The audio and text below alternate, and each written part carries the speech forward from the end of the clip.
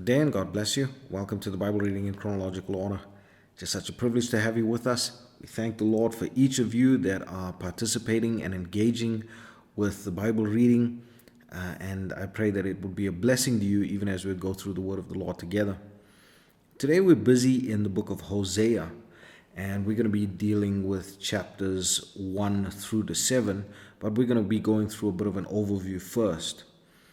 So if we look at the overview, we see that the book of Hosea was written by the prophet Hosea in approximately 785 BC. Now, the Lord deals with Hosea in a very unique way, which begs the question, why in the world would the Lord command Hosea to actually marry this woman and live in this way?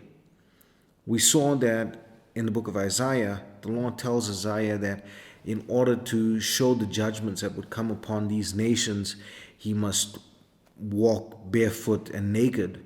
Now the Lord gives Hosea the instruction to do something even more drastic to show what the children of Israel had done against the Lord. But when we dig deeper into this book, we'll see so many gems and so much of the Lord's heart toward his people that it is actually an amazing book to really study if you can get through the difficult parts of trying to understand why the Lord is doing this. Now we look at the names which are really critical.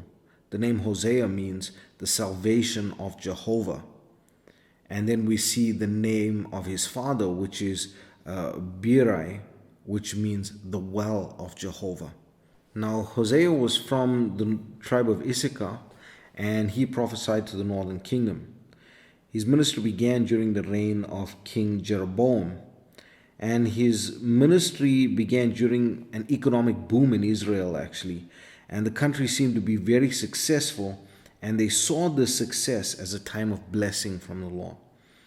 Now, the story of Hosea is so amazingly complete in the picture of God and his love for his people, and this is why this book is so critical to actually spend time in study of this book and not just reading through it. And I know the overview is there to help, but I can't even get into the actual depths of this book during these overviews. And so please, if you can, get into some deep study on this book of Hosea.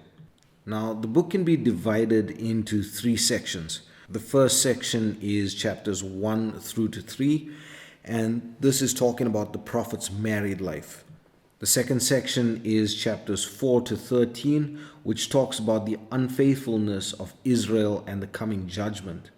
And then chapter 14 talks about the conversion and renewal of Israel.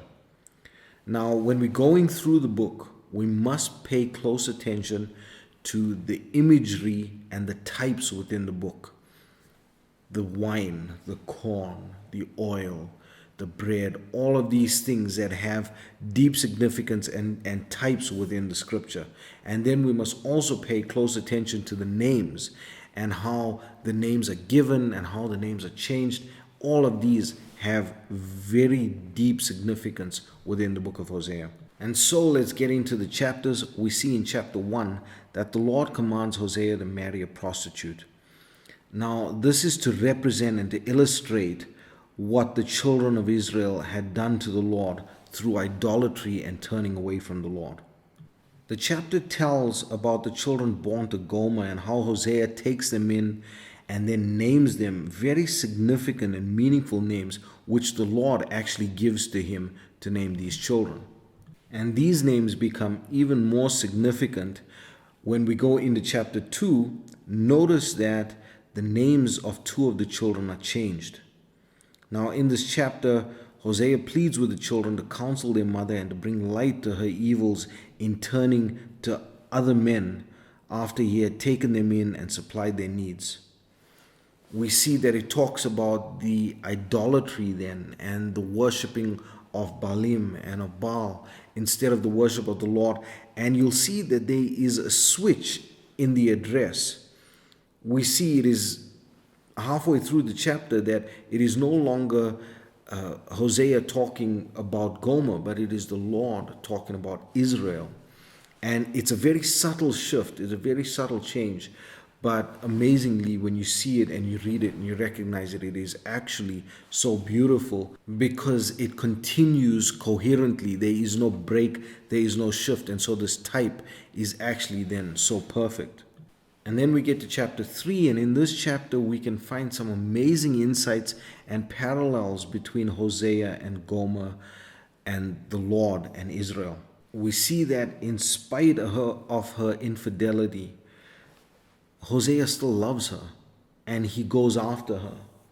We see that Gomer is bought with a price, that Hosea pays a price for her. And when we look at it, we know that the Lord has paid a price for those that he loves. We see that even though the nation of Israel had slipped and fallen and they had turned away from the Lord just kept going after them because he loved them. And this even applies then to the church as well, to a large extent. And so it's so important that we realize that. And then in chapter 4, we go through the judgments of the Lord against the people as well as against the priests for their sin against the Lord. A very beautiful verse in this chapter, but a very hard verse in this chapter is verse 6, which says, "My people are destroyed for the lack of knowledge. Because thou hast rejected knowledge, I will also reject thee, that thou shalt be no priest to me, seeing thou hast forgotten the law of thy God. I will also forget thy children." That is so difficult, so harsh, but it is so true. This is what the Lord is saying to the people here.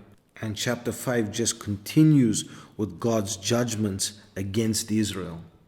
Then we get to chapter 6, and in chapter 6 we see that the Lord exhorts Israel to repentance. Now when we look at the chapter, we see that there is something very amazing within here, because when we go through it and we look at verse 6, we see that the Lord takes us right back to the book of Genesis with the offerings of Cain and Abel. I'm going to read verse 6 quickly, which says, "For I desired mercy and not sacrifice, and the knowledge of God more than the burnt offerings." Cain did not offer his brother mercy and killed him. But Cain also didn't have a knowledge of God, which is why his sacrifice was not accepted by God. And this is so important, that the children of Israel are commanded to know the Lord before they are to bring the offerings before the Lord. They are commanded to have mercy before just bringing their sacrifices. And we look at that then in the light of the New Testament in terms of communion as well. And the stipulations that the Lord gives when you come into communion, he says, if you have something ought against your brother, go and fix that before you come to the table. If there is something hindering you, you go and you make that right before you come and partake of the communion. You are responsible when you are to take communion because it requires a knowledge of the Lord, a knowledge of the sacrifice of the Lord and what he has done for you. And so this all can be tied into chapter 6 of the book of Hosea.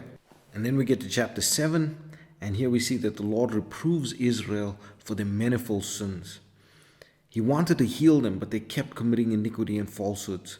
The Lord rebukes Ephraim. Now, please, when you're going through this chapter, consider the imagery and the depths that are reached in this chapter. It talks about the baker and the baking of bread, the leaven that is being put into the bread here. We look at it in the light of the ministry of Christ. He talks about the leaven of the Pharisees. We see the baker. We take it back to Joseph when he's in prison, and we see that the baker was killed and the butler was taken back to his office in the king's chamber. We see that all of these tie in so beautifully, and really do not lose the depths within this, but it's going to take a lot of study. I'm going to leave it here though for the overview. I pray that the Lord will bless you and keep you. May his face shine upon you. May he give you peace. God bless you as you enjoy the reading of the word today. Hosea, chapter 1. The word of the Lord that came unto Hosea the son of Beeri in the days of Uzziah, Jotham, Ahaz, and Hezekiah, kings of Judah, and in the days of Jeroboam the son of Joash, king of Israel. The beginning of the word of the Lord by Hosea. And the Lord said to Hosea, Go, take unto thee a wife of whoredoms, and children of whoredoms, for the land hath committed great whoredom, departing from the Lord. So he went and took Gomer, the daughter of Diblaim, which conceived and bare him a son. And the Lord said unto him, Call his name Jezreel, For yet a little while, and I will avenge the blood of Jezreel upon the house of Jehu, and will cause to cease the kingdom of the house of Israel. And it shall come to pass at that day that I will break the bow of Israel in the valley of Jezreel. And she conceived again and bare a daughter. And God said unto him, Call her name Lo-ruhamah, for I will no more have mercy upon the house of Israel, but I will utterly take them away. But I will have mercy upon the house of Judah, and will save them by the Lord their God, and will not save them by bow, nor by sword, nor by battle, by horses, nor by horsemen. Now when she had weaned Lo-ruhamah, she conceived and bare a son. Then said God, Call his name Lo-ammi, for ye are not my people, and I will not be your God. Yet the number of the children of Israel shall be as the sand of the sea, which cannot be measured nor numbered. And it shall come to pass that in the place where it was said unto them, Ye are not my people, there it shall be said unto them, Ye are the sons of the living God. Then shall the children of Judah and the children of Israel be gathered together, and appoint themselves one head, and they shall come up out of the land. For great shall be the day of Jezreel. Chapter 2. Say ye unto your brethren, Ammi, and to your sisters, Ruhamah, Plead with your mother, plead, for she is not my wife, neither am I her husband.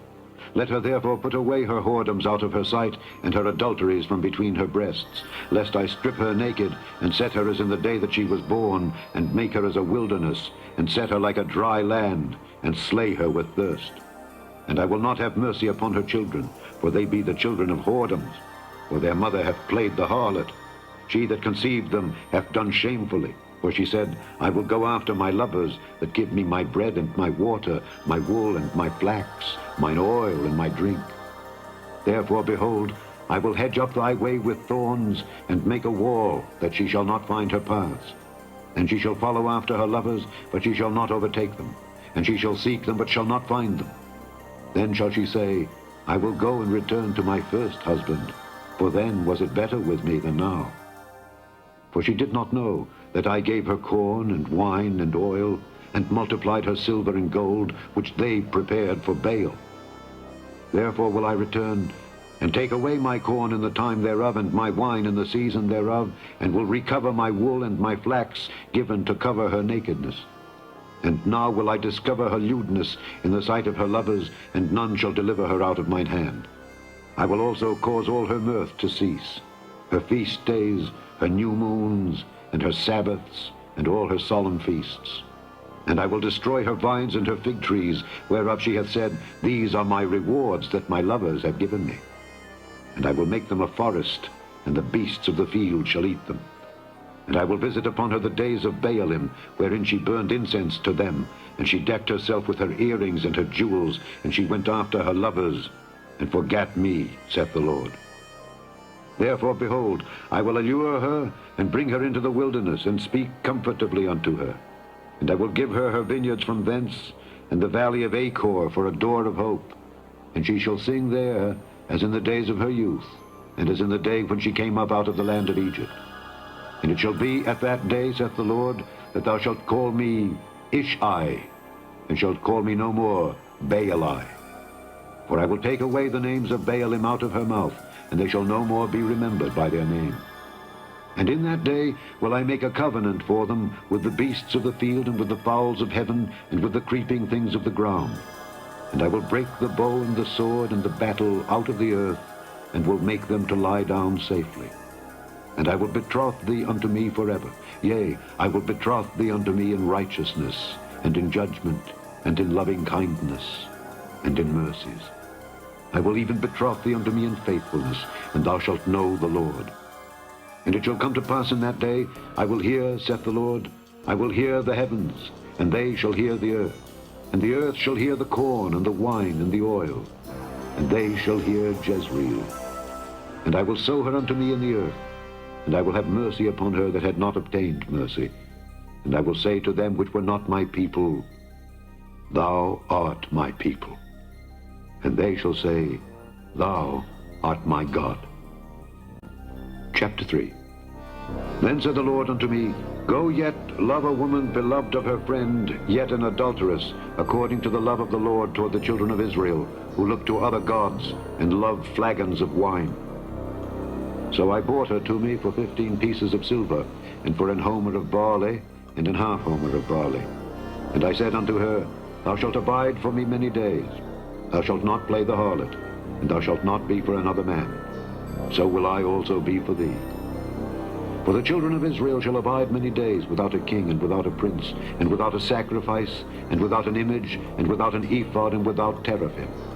Afterward shall the children of Israel return and seek the Lord their God, and David their king, and shall fear the Lord and his goodness in the latter days. Chapter 4. Hear the word of the Lord, ye children of Israel. For the Lord hath a controversy with the inhabitants of the land, because there is no truth, nor mercy, nor knowledge of God in the land. By swearing and lying, and killing, and stealing, and committing adultery, they break out, and blood toucheth blood. Therefore shall the land mourn, and every one that dwelleth therein shall languish with the beasts of the field and with the fowls of heaven. Yea, the fishes of the sea also shall be taken away. Yet let no man strive, nor reprove another. For thy people are as they that strive with the priest. Therefore shalt thou fall in the day, and the prophet also shall fall with thee in the night, and I will destroy thy mother. My people are destroyed for lack of knowledge. Because thou hast rejected knowledge, I will also reject thee, that thou shalt be no priest to me. Seeing thou hast forgotten the law of thy God, I will also forget thy children. As they were increased, so they sinned against me. Therefore will I change their glory into shame. They eat up the sin of my people, and they set their heart on their iniquity. And there shall be like people, like priest. And I will punish them for their ways, and reward them their doings. For they shall eat, and not have enough. They shall commit whoredom, and shall not increase, because they have left off to take heed to the Lord. Whoredom and wine and new wine take away the heart. My people ask counsel at their stocks, and their staff declareth unto them. For the spirit of whoredoms hath caused them to err, and they have gone a-whoring from under their God. They sacrifice upon the tops of the mountains, and burn incense upon the hills, under oaks and poplars and elms, because the shadow thereof is good. Therefore your daughters shall commit whoredom, and your spouses shall commit adultery. I will not punish your daughters when they commit whoredom, nor your spouses when they commit adultery. For themselves are separated with whores, and they sacrifice with harlots. Therefore the people that doth not understand shall fall. Though thou, Israel, play the harlot, yet let not Judah offend. And come not ye unto Gilgal, neither go ye up to Bethaven, nor swear the Lord liveth. For Israel slideth back as a backsliding heifer. Now the Lord will feed them as a lamb in a large place. Ephraim is joined to idols. Let him alone. Their drink is sour. They have committed whoredom continually. Her rulers with shame do love, give ye. The wind hath bound her up in her wings, and they shall be ashamed because of their sacrifices. Chapter 5. Hear ye this, O priests, and hearken, ye house of Israel, and give ye ear, O house of the king, for judgment is toward you, because ye have been a snare on Mizpah, and a net spread upon Tabor. And the revolters are profound to make slaughter, though I have been a rebuker of them all. I know Ephraim, and Israel is not hid from me. For now, O Ephraim, thou committest whoredom, and Israel is defiled. They will not frame their doings to turn unto their God, for the spirit of whoredoms is in the midst of them, and they have not known the Lord. And the pride of Israel doth testify to his face.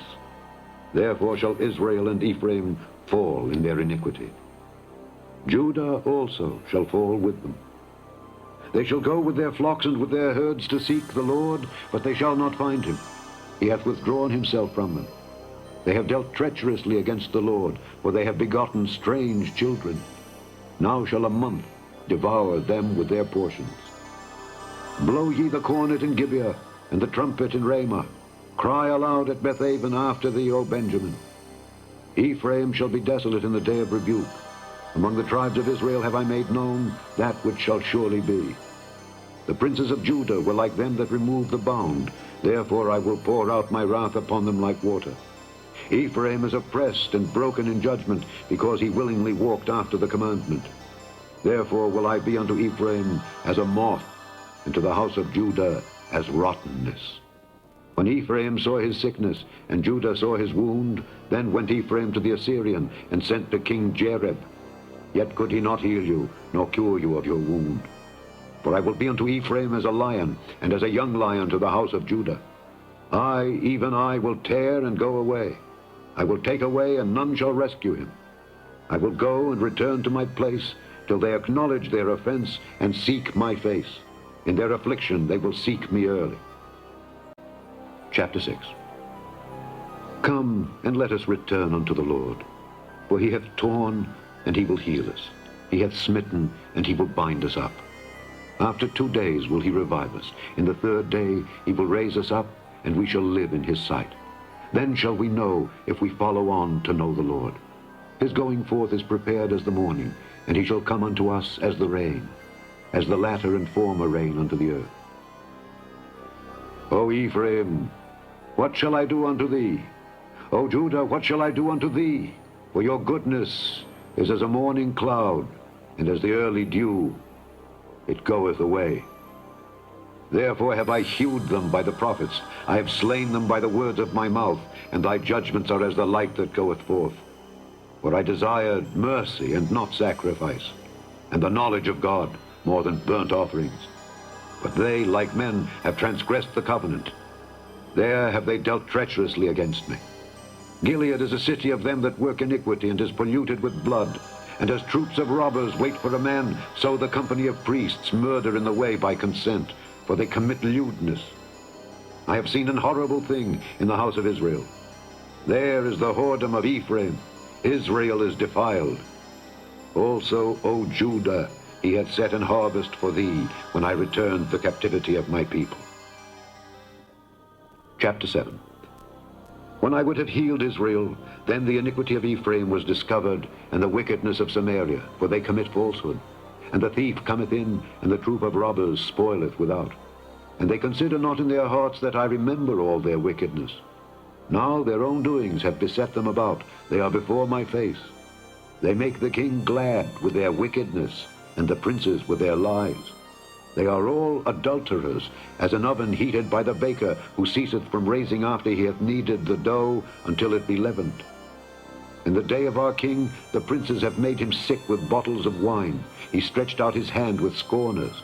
For they have made ready their heart like an oven, whilst they lie in wait. Their baker sleepeth all the night. In the morning it burneth as a flaming fire. They are all hot as an oven, and have devoured their judges. All their kings are fallen. There is none among them that calleth unto me. Ephraim, he hath mixed himself among the people. Ephraim is a cake not turned. Strangers have devoured his strength, and he knoweth it not. Yea, gray hairs are here and there upon him, yet he knoweth not. And the pride of Israel testifieth to his face. And they do not return to the Lord their God, nor seek him for all this. Ephraim also is like a silly dove, without heart. They call to Egypt, they go to Assyria. When they shall go, I will spread my net upon them. I will bring them down as the fowls of the heaven. I will chastise them as their congregation hath heard. Woe unto them, for they have fled from me. Destruction unto them, because they have transgressed against me. Though I have redeemed them, yet they have spoken lies against me. And they have not cried unto me with their heart, when they howled upon their beds. They assemble themselves for corn and wine, and they rebel against me. Though I have bound and strengthened their arms, yet do they imagine mischief against me. They return, but not to the Most High. They are like a deceitful bow. Their princes shall fall by the sword, for the rage of their tongue. This shall be their derision in the land of Egypt.